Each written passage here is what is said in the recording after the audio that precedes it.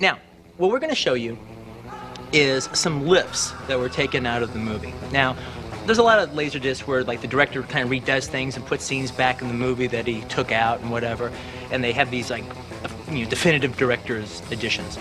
Now, I didn't do that on this because I made the movie I wanted to make the first time. But I still had scenes that I took out, all right, that I liked and that I generally like and everything, but, you know, with film you can have too much of a good thing. So we took them out, and now I'm not putting them back in the movie because the movie's the way it's supposed to be, but here in this section, just if you're fans of the movie, you can look at them and just see them for yourself. Now, it's really kind of interesting, actually, when you make a movie, because there'll be about, 75 to almost 80% of it, all right, is just fine, and the people you're making it with, everyone likes it, but there's usually about like 5 scenes that kind of stick out from the movie, sort of like a sore thumb, that kind of draws attention. And everyone's like, oh, do we need this scene? Do we need that scene? Da-da-da. I don't know about this scene. I don't know about that scene. So you're always like arguing about like 5 scenes. Now the thing is, some of them, yes, they stick out, but they're supposed to stick out. That's supposed to be how it is. And some of them stick out and they shouldn't.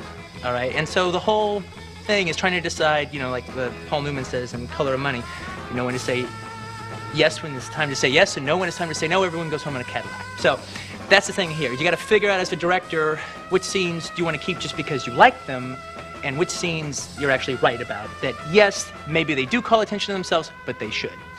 So that's it. These are the scenes that didn't make the cut, but I like them anyway, and I hope you do too.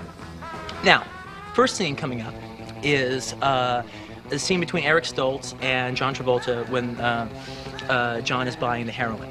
Now, in that scene, originally, there was a big, long monologue, all right, that Eric Stoltz gave. And I love the monologue. I think Eric did a great job with it. But again, it was one of those things where it was just like a little too much. We wanted to hurry up and get to the date by the time we got to that scene in the movie. So we took out Eric's monologue. But now we're gonna show you the whole scene over again, but with the monologue intact. Here it goes. Take it away. Still got your Malibu? Oh, man. You know what some fucker did the other day? What?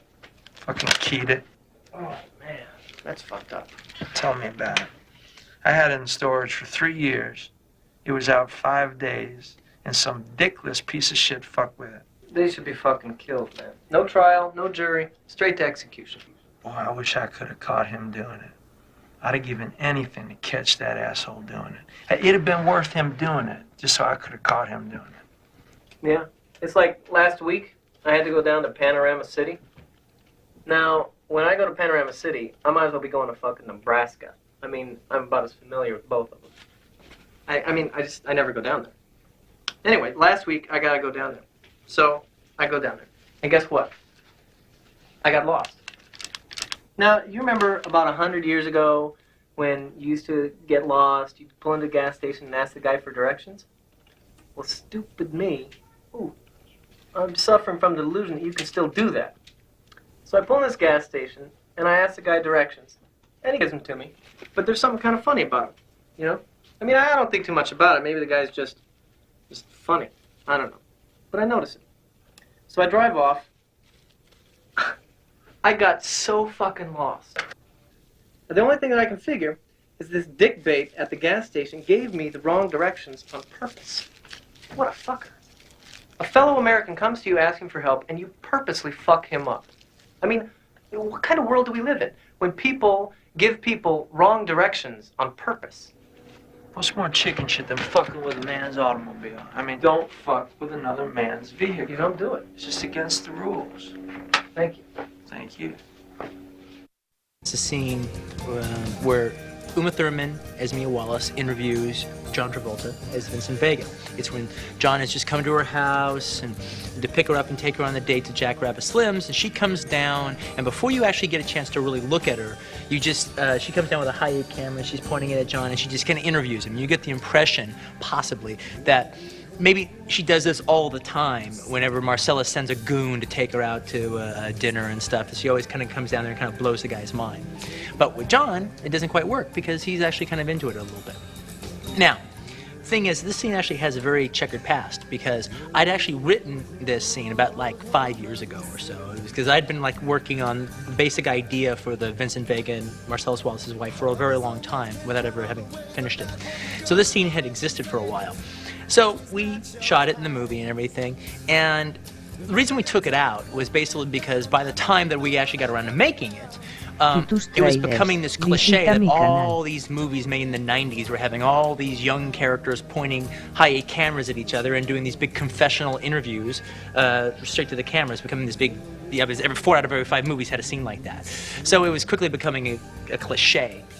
So I took it out for that. And the other reason I took it out was because I personally don't think this scene is that great. You know, I mean, to me, it sounds more like someone trying to write like me than me, with all the little references in there. I still like the idea of you're either an Elvis man or a Beatles man. You know, you can like Elvis, but you can like the Beatles, but no one likes them both equally.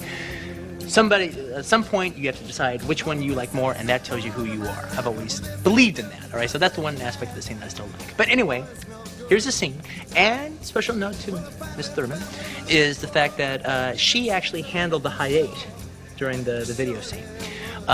So that she's a camera person. Also, one other thing very interesting is we did a test, you know, to transfer the high-8 to film, see what it looked like. And we did many different tests. We had it widescreen to 235. We blew up the high-8 to the CinemaScope. And then we had 185, and then we had it just the normal video borders with just black background, black on both sides, to see how the high-8 looked. And I gotta tell you, it looked pretty good. It looked like bad 16 millimeters. So basically what I'm saying is if you have never made a film before and you want to make a film, shoot it on high-8 and transfer it to film. All right, because that's what I would do if I had never made a film before. Here's the scene. Bye. Smile, you're on me as camera. Ready to go? No, not yet. Do you ever see Barbara Walters interview the movie stars? Once or twice. Well, that's what this is. Pretend I'm Barbara Walters, and I'm going to ask you a bunch of questions. About what? Oh, life, the world, yourself, whatever I might find interesting. I don't like answering questions. Oh, but that's not your problem. That's my problem. I'm the interviewer. I have to make you feel comfortable so you'll open up and reveal things you normally wouldn't. Okay, I'll ask you an easy one first. What's your name? Vincent Vega. Any relation to Suzanne Vega?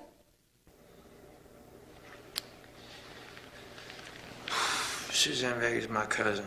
Suzanne Vega, the folk singer, is your cousin? Suzanne Vega's my cousin. If she's become a folk singer, I sure as hell don't know nothing about it. Well, now I'm going to ask you a bunch of questions I've come up with that more or less tell me what kind of person I'm having dinner with. My theory is that when it comes to important subjects, there's only 2 ways a person can answer. Which way they choose tells you who that person is. For instance, there's only 2 kinds of people in the world. Beatles people and Elvis people. Now, Beatles people can like Elvis, and Elvis people can like Beatles, but nobody likes them both equally. Somewhere, you have to make a choice, and that choice tells you who you are. Well, now, I'm obviously not going to ask you that one, because you're definitely an Elvis man, but you're hip to where I'm coming from. Can you dig it? I can dig it. I knew that you could. Okay, first question. Brady Bunch or the Partridge Family? Partridge Family. On Rich Man, Poor Man, who did you like more, Peter Strauss or Nick Nolte? Nick Nolte, of course. What's your favorite way to say thanks in a foreign language? Merci beaucoup. In conversation, do you listen or wait to talk? I have to admit that I wait to talk, but I'm trying harder to listen. If you were Archie, who would you fuck first, Betty or Veronica? Betty. Cut. Print. Let's go eat. The next scene that we have is the Esmeralda cab scene. Now, we kept this scene in the movie, but initially, me and Sally edited a scene together that we were so happy with, as far as me and Sally were concerned, it was the best edited scene of the whole movie. Except it just took way too long, right at a time, right in the middle of the movie when you don't want to take a long time. You want to hurry up and get Bruce on his way, get him to the apartment with his girlfriend, Fabienne. So we ended up making a condensed version of that scene for the actual film. And again, like I said before, in the actual film, that version plays better. But as just a scene unto itself, me and Sally still like this first version that we cut together. So that's what we're gonna have on here now. So now we have a bell and another bell. And stop ringing that goddamn bell. All right, get that cut out of here. Now here's the Esmeralda cab scene, the long version.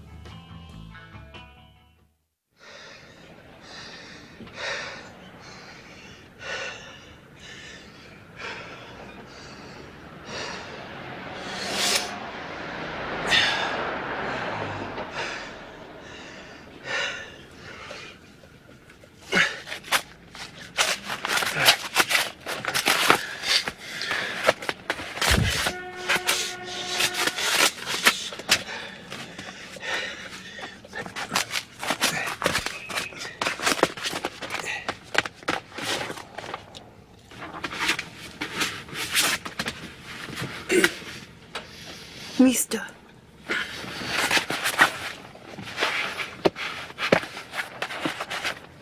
Hey, mister. What? You were in that fight. The fight on the radio. You're the fighter? Who gave you that idea? No, come on. You're him. I know you're him.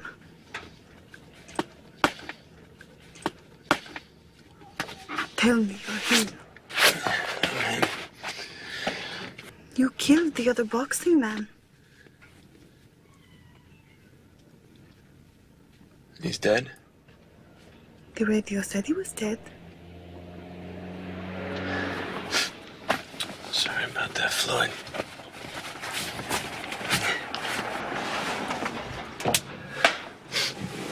What does it feel like? What's what it feel like? Killing a man. Beating another man to death with your bare hands. Are you a weirdo? No. Is a subject I have much interest in. You are the first person I've ever met who has killed tráilers. somebody. Visita mi canal. So? What does it feel like to kill a man? I'll tell you what. Tell me how many cigarettes you got up there. I'll tell you all about it.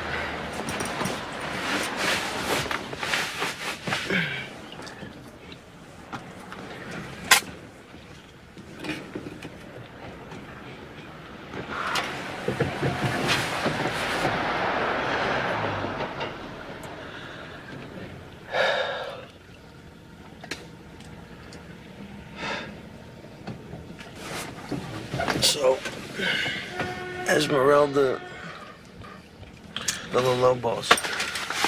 Is that Mexican? My name is Spanish, but I am Colombian. Pretty name. It means Esmeralda of the Wolves. Your name means Esmeralda of the Wolves? It's some halo you got there, honey. Thank you.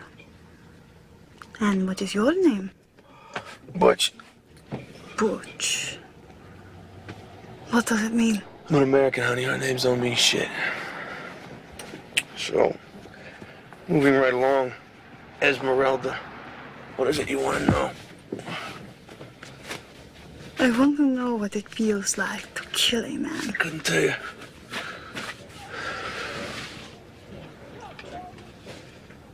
I didn't know he was dead until you told me he was dead.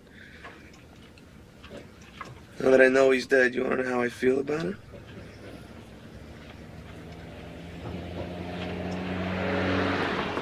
I don't feel the least bit bad about it.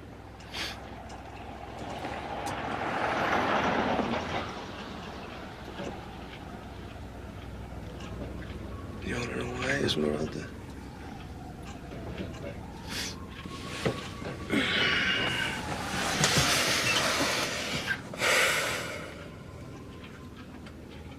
Guess I'm a boxer. Once you said that, that's pretty much all there is to say about me. That son of a bitch out there tonight, that Floyd, maybe one time he was a boxer. He was dead before he ever stepped foot in the ring. All I did was put the bastard out of his misery. If he never was a boxer, that's what he gets for fucking up my sport.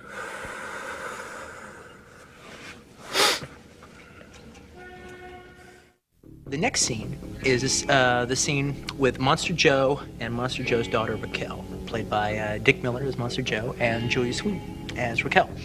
I ended up taking out this scene basically because it's just actually the same reason I ended up taking out most of these scenes, except for the John and Uma scene. It was just too much at that moment when we kind of just want to be moving along.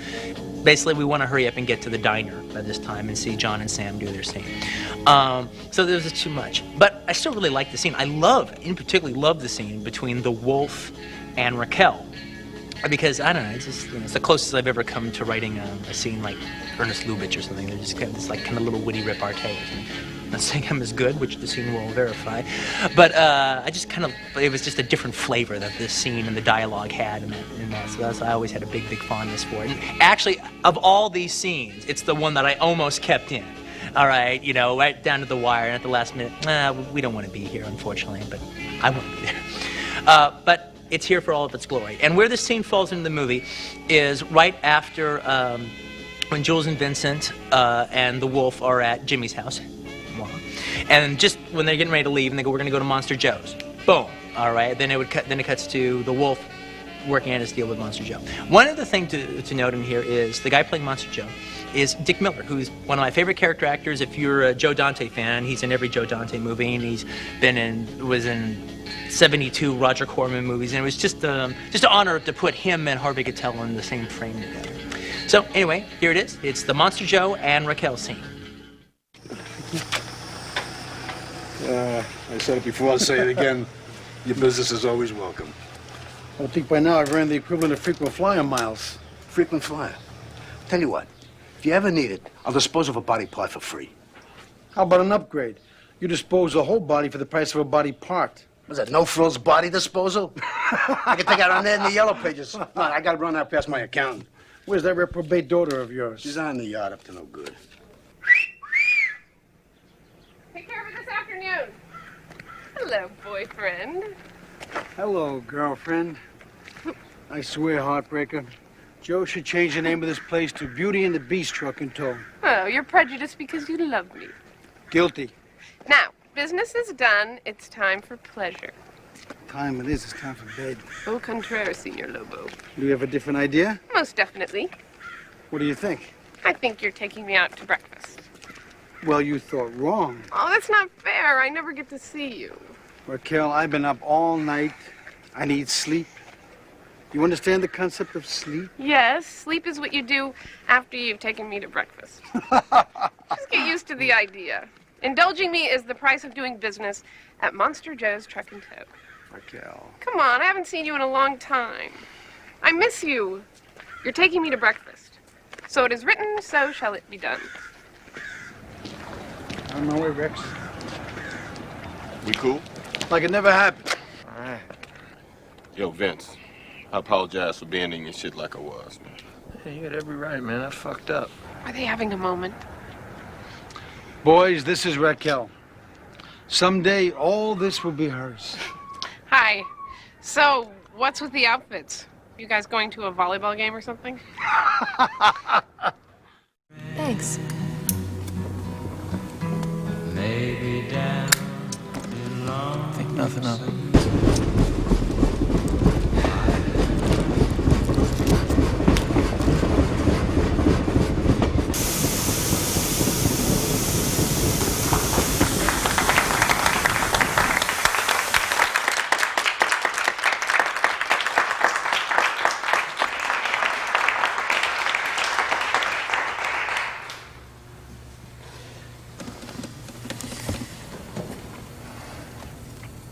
aquí tus trailers, visita mi canal. So, Marsala said you just got back from Amsterdam. Sure did. How long were you there? Just over 3 years.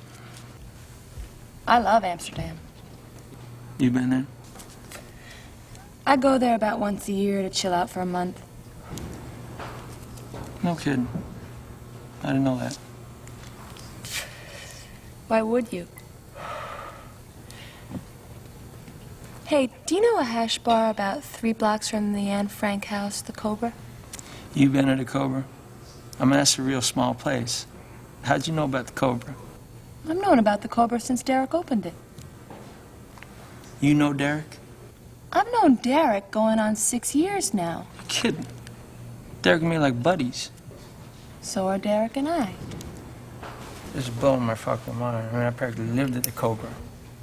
When I'm in Amsterdam, I literally live at the Cobra. I stay in the house with Derek and Petra. You stay at the Cobra? My picture's on the wall. Which picture? You know the photos Derek has behind the bar? Well, there's one of Derek between 2 girls wearing baseball jerseys. Petra's the one with the baseball cap, and the girl in the cowboy hat's me. That's you in a cowboy hat? So you're the one in a cowboy hat. Jesus Christ. I mean, these things like this make me realize how small the world is. I could have took you out. How come Marcellus didn't hook us up? Oh, when I go to Amsterdam, I go alone to be alone.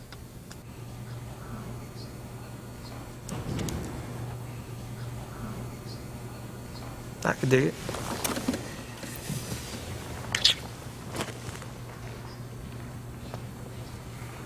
I heard you did a pilot. That was my 15 minutes. What was it? It was a show about a team of female secret agents called Fox Force 5. What? Fox Force 5.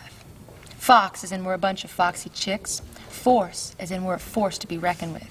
And 5 as in there's 1, 2, 3, 4, 5 of us. There was a blonde one, Somerset O'Neill. Do you know her? She was a leader. There was a Japanese one, a black one, a French one, and a brunette one, me. And we all had these special skills.